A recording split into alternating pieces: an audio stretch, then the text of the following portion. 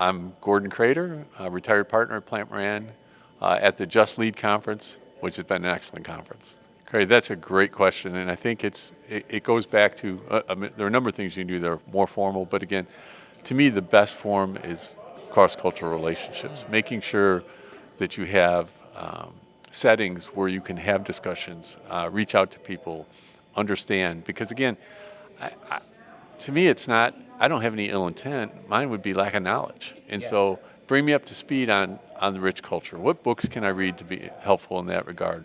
What sessions can I go to like this today, the Just Lead Conference, or what else can I do that really would be impactful?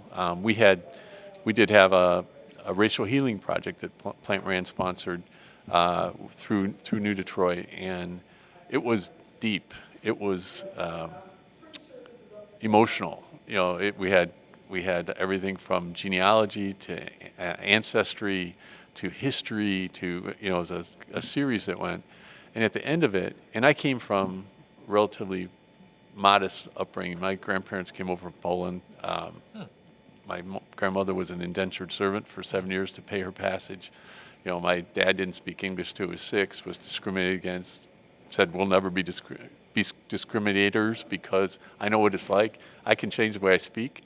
Some people can't change their skin color, and by the way, shouldn't want to and shouldn't have to. And so I grew up in a household that was very open and accommodating, and so but even with that, I felt guilt. By the end, at the end of the session, I'm like, why do I feel guilt?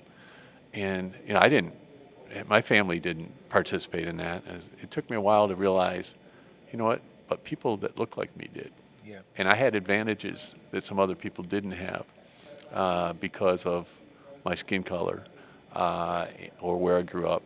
And, so I said, I'm going to take that from guilt to responsibility to commitment, and commitment to stamp out racism. And so I'm a work in process. I'm constantly trying to learn and get better and understand. Again, I didn't grow up, maybe I grew up in a different slice of Americana, but